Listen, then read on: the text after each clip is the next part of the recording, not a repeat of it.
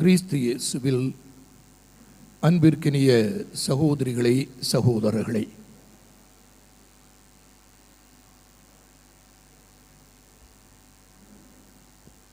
ஏறத்தாழ ஓராண்டு காலமான ஒரு அருமையான பணியை இன்று நிறைவு செய்து ஆண்டவருக்கு நன்றி கூறி இந்த ஆலயத்தை அவருடைய ஆசிக்காக நாம் வேண்டி நின்று அதே வேளையில் இன்றைய நாளிலிருந்து நம்முடைய பங்கின் குடும்ப விழாவையும் மகிழ்ச்சியோடு தொடங்கியிருக்கிறோம். முதன்மையாக அன்பு மக்களே, உங்கள் யாவருக்கும் உளம் வார்ந்த விழா நல்வாழ்த்துக்களை நான் தெரிவித்துக் கொள்கிறேன். இந்த நாட்கள் நம்முடைய அகவாழ்வை புதுப்பிக்கின்ற நாட்களாகவும் நம்முடைய அருள் வாழ்வில் மாற்றத்தை ஏற்படுத்துகின்ற நாட்களாகவும் அதே வேளையில் ஒரே குடும்பமாய் வாழ்கின்ற நம்முடைய இறை சமூகம் புனிதர்கள் அனைவருடைய பரிந்துரையினால் ஒற்றுமையிலும் அமைதியிலும் நலத்திலும் வளமையிலும் வாழ வேண்டும் என அன்போடு ஆசிக்கின்றேன், வேண்டுகின்றேன், உங்களை பாராட்டுகின்றேன். ஏறத்தாழ ஓராண்டு காலமாக ஒரு பணியினை நாம் முன்னெடுத்திருந்தோம். இந்த பணியில் உடன் நடந்தவர் ஆண்டவரே. பல இடர்பாடுகள் இருந்திருக்கும், சில தடங்கல்கள் இருந்திருக்கும், சில மனக்கசப்புகள் இருந்திருக்கும், சில வேளைகளில் இது தேவையா என்ற கேள்வி கூட எழுந்திருக்கலாம்.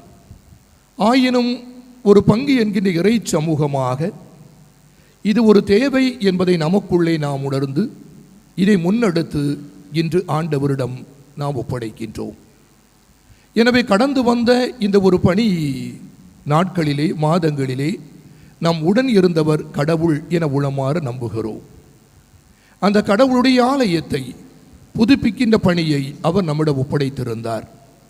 எனவே முதன்மையாக இதற்கு முயற்சி எடுத்த உங்களுடைய முன்னாள் பங்கு அருள் பணியாளர் அமல்ராஜ், அவரை தொடர்ந்து இந்நாட்களில் உங்களுக்கென பணியாற்றுகின்ற அன்பிற்கினிய அருள் பணியாளர் கிறிஸ்டோ டாபின், இவர்கள் இருவருடைய அந்த வழிகாட்டுதலில் ஆர்வத்தோடு இணைந்து மிக அருமையாக செயல்படுகின்ற உங்களுடைய பங்கு பேரவையுடைய நிர்வாகம், அனைத்து உறுப்பினர்கள், கடந்து அன்பியங்கள், அனைத்து இயக்கங்கள், திருத்தூது கழகங்கள், நம்முடைய பங்கிலே இருக்கின்ற அனைத்து குடும்பங்கள், அனைத்து பங்கு மக்கள் என யாவரையும் உளமாற வாழ்த்துகிறேன்.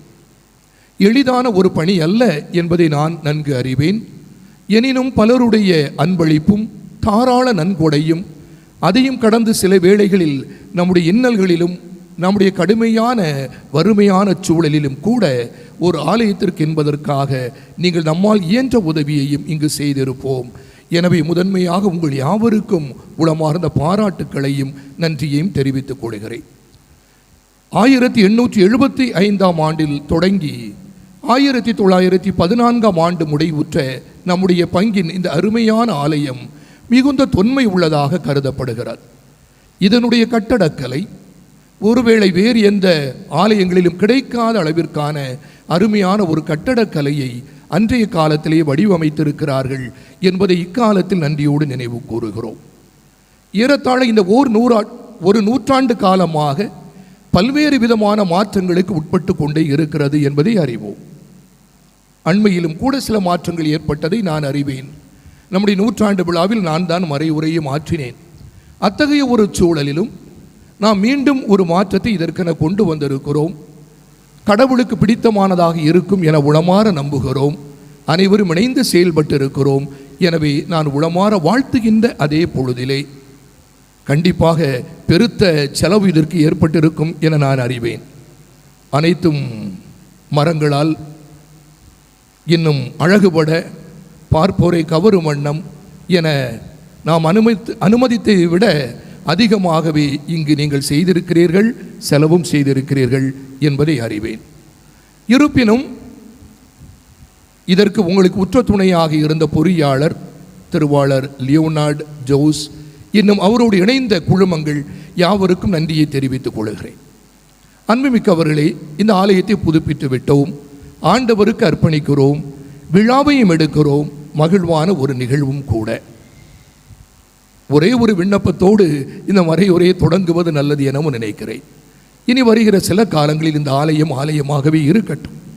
நம்முடைய பார்வையை சற்று நம்முடைய பங்கின் எல்லைகளை நோக்கி திருப்பலாம். நம்முடைய பங்கின் எல்லைகளை நோக்கி இன்னும் நம்முடைய பங்கிலே எத்தகைய பணிகள் மேற்கொள்ளப்பட இருக்கின்றன, மேற்கொள்ள வேண்டும் என கடவுள் அழைக்கிறார். அது ஒருங்கிணைந்த பணியாக, அது ஒருவேளை கல்வி பணியாக, நம்முடைய பிள்ளைகளுக்கு உயர் கல்விக்கான திட்டங்களாக, இல்லை என்றால் இங்கும் இன்னும் ஏழையராக, வாழ்வதற்கு வசதி இல்லாதவர்களாக, தங்குவதற்கு ஒரு இல்லம் இல்லாதவர்களாக, இருந்தாலும் அது அடிப்படை வசதியற்றதாக, கழிவறைகள் இல்லாததாக என எத்தனையோ மக்கள் நம்முடைய பங்கில் இன்னும் வாழ்ந்து வருவார்கள் என நான் நினைக்கிறேன். எனவே நம்முடைய பார்வையை சற்று அகல ஆலயத்திலிருந்து கடந்து நம்முடைய எல்லையை நோக்கி திருப்புவோம். வருகின்ற காலங்களில் கடவுள் தருகின்ற அந்த ஆசியை கொண்டு, ஆற்றலை கொண்டு இந்த மக்களுக்காக ஒருங்கிணைந்த திட்டங்களை உருவாக்குவதில் நம்முடைய நேரத்தையும் நம்முடைய உழைப்பையும் நம்முடைய திறமையையும் ஆற்றலையும் செலவிட அன்போடு உங்களை கேட்டுக்கொள்கின்றேன். அன்பு மக்களே, நம்முடைய விழாவின் தொடக்க நாளாகிய இன்றைய நாளிலே நமக்கு தரப்பட்டிருக்கின்ற மைய சிந்தனையானது மிக அருமையான ஒன்றாக இருக்கிறது. பிரிவினைகள் களைவோம், ஒன்றிப்பின் சமூகமாவோம் என்ற ஒரு அழைப்பு நமக்கு விடப்பட்டிருக்கிறது. நாம் பிரிந்து வாழ்கிறோம் என்கிற எண்ணத்தில் அல்ல, ஆனால் இன்னும் நாம் ஒன்றிப்பின் சமூகமாக மாறுவதற்கு தேவை இருக்கிறது என்பதை இந்த மைய சிந்தனையானது நமக்கு எடுத்துரைக்கிறது. இன்று அருமையான வாசகங்கள் நமக்கு வாசிக்கப்பட்டன. இருப்பும் விவிலியத்தை புரட்டி பார்க்கின்ற பொழுது சில உருவகங்கள் நமக்கு பயன்படுத்தப்படுவதை காண்கிறோம். ஆண்டவர் இயேசுவை ஒன்றிப்பின் சிறந்த அடையாளம். எனவே அவர் யோவான் நற்செய்தியின் அந்த திராட்சை செடி ஓமையில் தன்னை ஒரு செடியாகவும் தன்னை சார்ந்து வாழ்கின்ற மக்கள் யாவரும் அதனுடைய கிளையாகவும் கொடியாகவும் அவர் உருவகப்படுத்துகிறார். நானே திராட்சை செடி, நீங்கள் அதனுடைய கொடிகள் என்று சொல்லுகின்ற ஆண்டவர், நீங்கள் என்னை சார்ந்திருந்தால் அன்றி மிகுந்த கனி தர மாட்டீர்கள். அவ்வாறு கனி தருவதை, சார்ந்திருந்து கனி தருவதே என்னுடைய இறை தந்தைக்கும் ஆட்சி அளிக்கிறது என்றும் சொல்கிறார். எனவே ஒரு இறை சமூகம் என்பது ஆண்டவர் இயேசுவிலே மையப்படுகின்ற சமூகமாக இருக்கிறது. இன்று பவுலடியார் கொரிந்தியருக்கு எழுதிய அந்த மடலிலே நமக்கு சொன்னது போல, எந்த ஒரு இறை சமூகத்தினுடைய அடித்தளமாகவே இருப்பது ஒரு அருள் பணியாளர் அல்ல, ஒரு ஆயரும் அல்ல, இங்கே இருக்கிற வெவ்வேறு குழுவினரும் அல்ல, அல்ல பங்கு பேரவையும் அல்ல. ஒரு பங்குடைய அடித்தளம் என்பது ஆண்டவர் இயேசுவிலே கட்டி எழுப்பப்படுகிறார். எனவேதான் பவுலடியார் அருமையாக இன்று நமக்கு சொல்கிறார், இயேசு என்கின்ற அடித்தளத்தில் கட்டி எழுப்பப்படுகின்ற கட்டடமாக நீங்கள் இருக்கிறீர்கள், திரு அவையாக இருக்கிறீர்கள். எனவே இந்த கட்டடத்தை கட்டுவதற்கு நாம் அனைவரும் இணைந்து வர வேண்டும் என்று அழைப்பு விடுக்கிறார். அவ்வாறு அனைவரும் இணைந்து கட்டவில்லை என்றால் இந்த இயேசு என்கின்ற கட்டடம் எழுந்து கொண்டிருக்காது, நிறைவும் பெறாது என்பதை தன்னுடைய மக்களுக்கு அவர் அருமையாக அறிவுறுத்துகிறார். பவுலடியார் கொரிந்தியருக்கு எழுதிய முதல் மடலில் 12ஆம் அத்தியாயத்தில் இன்னொரு உருவகத்தையும் நமக்கு சொல்வார். கிறிஸ்து என்பது ஒரு மறை உடல், அந்த கிறிஸ்துவுடைய உடல் திரு அவை, அதிலே நாம் அனைவரும் உறுப்புகளாக இருக்கிறோம் என்று சொல்வார். எனவே கிறிஸ்து என்கின்ற அந்த உடலை கட்டி எழுப்புகின்ற, அல்லது திரு அவை என்கின்ற மறை உடலை, கிறிஸ்துவை கட்டி எழுப்புகின்ற வெவ்வேறு உறுப்புகளாக நாம் அனைவருமே இருந்தால்தான் அந்த கிறிஸ்து என்கின்ற மறை உடலான திரு அவை முட்டம் என்கின்ற இறை சமூகமாக உருவாகும் என கற்றுத்தருகிறார். ஒருவர் கண்ணாகவும், பிறிதொருவர் காதாகவும், ஒருவர் காலாகவும், ஒரு உடலின் வெவ்வேறு உறுப்புகளை போன்று நாம் வெவ்வேறு நிலையில் இருந்தாலும் கூட திருமுழுக்கினால் அந்த கிறிஸ்துவோடு இணைக்கப்பட்ட ஒரே இறை சமூகமாக அன்பு மக்களே நாம் வாழ வேண்டும் என்ற அழைப்பானது விடப்படுகிறது. ஆனால் இன்று நம் நடுவே பிரிவினைகள் பல இருக்கின்றன. இல்லாத ஒரு சமூகத்தை நம்மால் காண முடியாது. அது உயர்ந்தவர் தாழ்ந்தவர் என்ற ஒரு சிந்தனையின் அடிப்படையில் இருக்கலாம், அல்லது ஆண் பெண் என்ற இன பாகுபாடின் அடிப்படையில் இருக்கலாம், பாலின பாகுபாடு.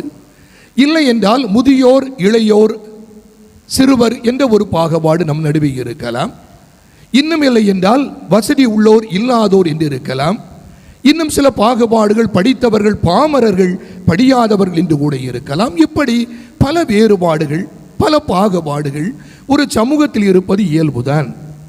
ஆனால் இவற்றையெல்லாம் கடந்துதான் ஒரு இறை சமூகமாக நாம் உருவாக வேண்டும் என்ற அழைப்பை இந்த முதல் நாளில் நமக்கு கடவுள் விடுக்கிறார். அப்படி என்றால் அன்புமிக்கவர்களே, ஒரு ஒன்றிப்பின் சமூகமாக நாம் எவ்வாறு வாழ இயலும்? நம்முடைய திருத்தந்தை பிரான்சிஸ் 3 நிலையில் இதனை நமக்கு கற்றுத்தருகிறார். 2 ஆண்டுகளுக்கு முன்பே அவர் இந்த இணைந்து பயணிக்கின்ற ஒரு திரு அவையாக நம்முடைய கத்தோலிக்க திரு அவை மாற வேண்டும் என்று சொல்லுகின்ற பொழுது இந்த 3ஐயும் தன்னுடைய சிந்தனையாக முன்வைக்கின்றார். முதலாவதாக, ஒரு பங்கு என்கின்ற கத்தோலிக்க கிறிஸ்தவ சமூகம் தனக்குள்ளே இருக்கின்ற வேறுபாடுகளை களைந்து அது ஒருவரை ஏற்றுக்கொள்கின்ற பக்குவம் உள்ளதாக மாற வேண்டும் என்று சொல்லுகிறார். இன்றைய முன்னுரையில் இதனை அருமையாக குறிப்பிட்டார்கள். நாம் வெவ்வேறு குடும்பங்களாக இருக்கலாம், வெவ்வேறு திறமை உள்ளவர்களாக இருக்கலாம், வெவ்வேறு பணிகளையும் ஆற்றலாம். ஆயினும் நாம் அனைவரும் ஒருவரை ஏற்றுக்கொண்டு நாம் ஒரே இறை சமூகமாக வாழ்வதில் தான் நாம் ஒன்றிப்பின் சமூகமாக வாழ்வதின் அடித்தளமாக இருக்கிறது. இதனை இணைத்து கொண்டு வருவது யார்? ஆண்டவர் இயேசுவில் நாம் கொள்ளுகின்ற நம்பிக்கை, அவரில் நாம் பெற்றிருக்கிற திருமுழுக்கு. இதனை அன்றி வேறு யாரும் நம்மை இணைத்து கொண்டு வருவது அல்ல. ஏனென்றால் ஆண்டவர் இயேசுவில் நாம் கொள்ளுகிற நம்பிக்கை தான் நம் அனைவரையும் இந்த ஆலயத்தில் கூட்டிச் சேர்க்கிறது. இல்லை என்றால் நாம் யாரோ என்று எண்ணிவிட தோன்றும். ஆனால் இயேசுவில் நாம் கொள்ளுகிற நம்பிக்கை தான் நம் அனைவரையும் கூட்டி ஒரு ஒன்றிப்பின் சமூகமாக நம்மை உருவாக்குகிறது. ஆனால் பல வேளைகளில் என்ன நிகழும்? நம்மளே சிலர் இந்த ஒன்றிப்பை பிரிக்கின்றவர்களாக இருக்கவும் முடியும். அது நம்முடைய உள்ளிருந்த சிலர் இருப்பார்கள், தங்களுடைய அதிகாரத்திற்காக தாங்கள் மீண்டும் மீண்டும் இந்த பங்கை கையில் வைத்துக் கொள்ள வேண்டும் என நினைப்பதற்காக. இன்னும் சிலரோ இங்குள்ள மக்களை கட்சியினால் பிளவுபடுத்தி கொண்டிருப்பார்கள். இன்னும் சிலரோ தங்களுக்கு எவையெல்லாம் ஆதாயமாக இருக்குமோ அவற்றிற்காக இங்குள்ள மக்களை பயன்படுத்தி கொள்வார்கள். பிறருடைய அறியாமையை பயன்படுத்தியும் இன்னும் சிலர் தங்களுடைய லாபத்தை சம்பாதித்துக் கொள்ள முற்படுவார்கள். இப்படியெல்லாம் நாம் ஒன்றிப்பின் சமூகமாக வாழ கடவுளால் அழைக்கப்பட்டாலும் கூட நம் நடுவில் பிரிவினைகளை ஏற்படுத்துகின்ற மக்கள் இன்னும் இருந்து கொண்டுதான் இருப்பார்கள். ஆனால் அவற்றையெல்லாம் கடந்து செல்ல வேண்டிய ஒரு கடப்பாடும் அன்பு பணியும் கடவுளால் நமக்கு விடப்படுகிறது. எனவே ஒரு ஒன்றிப்பின் சமூகமாக வாழ்கிற இறை சமூகம் முதலில் என்ன செய்யும்? தன்னுடைய நம்பிக்கையை உறுதிப்படுத்தி கொண்டிருக்கும். அந்த நம்பிக்கையினால் பிறரை ஏற்றுக்கொள்ளும். அந்த நம்பிக்கையினால் இந்த வழிபாடுகளையோ வாழ்வின் பிற செயல்முறைகளையோ இல்லை என்றால் இந்த பங்கிற்கான செயல் திட்டங்களையோ வகுத்து செயல்பட்டு கொண்டே இருக்கும். இல்லை என்றால் அது ஒரு உறவு சமூகமாகவோ ஒன்றிப்பின் சமூகமாகவோ வாழ்ந்து கொண்டிருக்க முடியாது என்பதனை திருத்தந்தை சொல்கிறார். இரண்டாவது, எவ்வாறு நாம் ஒன்றிப்பின் சமூகமாக மாற முடியும்? அது ஒரு பங்கிலே மட்டும் இருப்பது அல்ல, பங்கை கடந்த ஒரு உலகம் இருக்கிறது என்று கண்டுகொள்வது. எத்தகைய ஒரு உலகம் இருக்கிறது? நம்மை போல கிறிஸ்தவ சபைகள் இன்னும் பல இருக்கின்றன. எவ்வாறு நாம் அனைவரும் நம்முடைய மறை மாவட்டத்தோடும் அல்லது இந்திய திரு அவையோடும் உலகளாவிய திரு அவையோடும் இணைந்து வாழுகின்ற ஒரு நல்ல இறை சமூகமாக இருக்கிறோமோ அதே போன்று நம் நடுவிலே வாழ்கின்ற பிற கிறிஸ்தவ சபையினரையும் அவளோடு இணைந்து பயணிக்கின்ற ஒரு பண்பையும் திருத்தந்தை நமக்கு சொல்லித் தருகிறார். நாம் இங்கிருந்து அங்கே செல்ல வேண்டும் என்பது அவருடைய எண்ணம் அல்ல. மாறாக சிலர் இழுத்து விடுவார்கள், எனவே அவர்கள் பின்னே செல்கிறோம் என்று சொல்வதற்கும் அல்ல. ஆடுகளையெல்லாம் களவாடி செல்வதற்கும் அல்ல. மாறாக நம்முடைய இந்த கத்தோலிக்க நம்பிக்கையில் ஊன்றி இருந்து நாம் பிற சபையினரோடு நாம் உறவு கொள்வது, உரையாடல் நடத்துவது, கிறிஸ்துவுக்கு சான்று பகர்வதனால் நாம் ஒன்றிப்பின் சமூகமாக வாழ முடியும் என்பதையும் அவர் கற்றுத்தருகிறார். மூன்றாவது, நம்முடைய திருத்தந்தை கற்றுத்தருவது, இதையும் கடந்த இன்னொரு உலகம் இருக்கிறது. அது என்னவென்றால் பிற சமயங்கள் நம்மோடு வாழ்கின்றன. சற்று தூரம் சென்றால் பிற சமயத்தார்கள் நம்மோடு வாழ்ந்து வருகிறார்கள். எனவே அத்தகைய மாந்தரோடு நல்ல உறவினை வளர்த்து கொள்வது இக்காலத்தின் அவசியமான தேவையாகவும் இருக்கிறது. மாறி வருகிற இந்த இந்திய நாட்டின் சூழலிலே, சமயத்தினால் பிரிக்கப்படுகின்ற சூழலிலே, சாயத்தை அரசியலில் கலக்கின்ற சூழலிலே, தாங்கள் ஆட்சிக்கு மீண்டும் மீண்டும் வர வேண்டும் என்பதனால் எடுக்கப்படுகின்ற முயற்சிகளிலே மக்களை பிளவுபடுத்தி துருவங்களாக்குகின்ற ஒரு காலச்சூழலிலே, அன்பு மக்களே, நாம் பிற சமயத்தாரோடும் நல்ல உறவோடு வாழ்வதற்கு தேவை அதிகமாக இக்காலத்தில் எழுந்து கொண்டிருக்கிறது. அதுதான் உண்மையிலேயே ஒன்றிப்பின் சமூகமாக வாழ முடியும். நமக்குள்ளே ஒற்றுமை, நம்மை கடந்த நிலையில் கிறிஸ்தவர்களாக ஒற்றுமை, அதை கடந்து நாம் எல்லா சமயத்தாரோடும் சமயம் சாராதவரோடும் ஒற்றுமையான சிந்தனையை வளர்த்து கொள்கின்ற பொழுது நாம் ஒன்றிப்பின் சமூகமாக மாற முடியும். எனவே உங்களை உளமாற வாழ்த்துகின்ற இப்பொழுதிலே நம்முடைய மறை மாவட்டத்தோடு இணைந்து வாழ்வதில் மிக அருமையான அக்கறை காட்டுவதை நான் நன்கு அறிவேன்.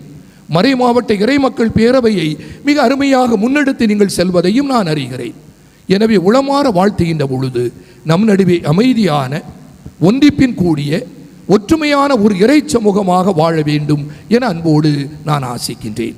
ஆண்டவர் இயேசுவை என்றுமே நம்முடைய பார்வையில் கொண்டு அவரை அடித்தளமாக கொண்டு அந்த திராட்சை செடியான இயேசுவில் நாம் அனைவரும் சார்ந்தும் இணைந்திருந்து மிகுந்த கனிகளை வாழுகின்ற எல்லா மக்களுக்கும் தருகின்ற மக்களாக வாழ முயற்சிப்போம். நம் நடுவிலும் இனி ஏழைகள், ஆதரவற்றோர், அனாதைகள், கைவிடப்பட்டோர், அகதிகள் என வாழ்ந்து கொண்டிருக்க முடியும். அவர்களுக்கெல்லாம் நாம் பணிகளை ஆர்வத்தோடு அதிகமாக செய்கின்ற பொழுதுதான் இந்த ஆண்டவரோடு நாம் இணைந்திருப்பதன் அடையாளமும் அவரோடு இணைந்து ஒரு ஒன்றிப்பின் சமூகமாக உருவாகிறோம் என்கின்ற அடையாளமும் இந்த உலகிற்கு சான்றாக வெளிப்படும். அந்த வரத்தை ஆண்டவரிடம் கேட்போம். தங்களுடைய வாழ்க்கையினால் இறைவனுக்கு சான்று பகர்ந்த புனிதர்கள் அனைவரையுமே நம்முடைய பாதுகாவலர்களாக கொண்டிருக்கிறோம். அந்த அனைத்து புனிதர்களுக்கும் அர்ப்பணிக்கப்பட்ட இந்த அருமையான இறை சமூகம், அவர்கள் அனைவருமே தங்கி வாழுகின்ற இந்த ஆலயம் நம் அனைவருக்கும் அவர்களைப் போல இணைந்து வாழுகின்ற பக்குவத்தையும் ஒன்றிப்பின் அடையாளமாக வாழ வேண்டிய தேவையையும் அதை கடந்து கிறிஸ்துவுக்கு சான்று பகர்கின்ற நல்ல மக்களாக வாழ்கின்ற அருளையும் அவருடைய ஆசியினாலும் பரிந்துரையினாலும் பெற்று தருவதாக. ஆமென்.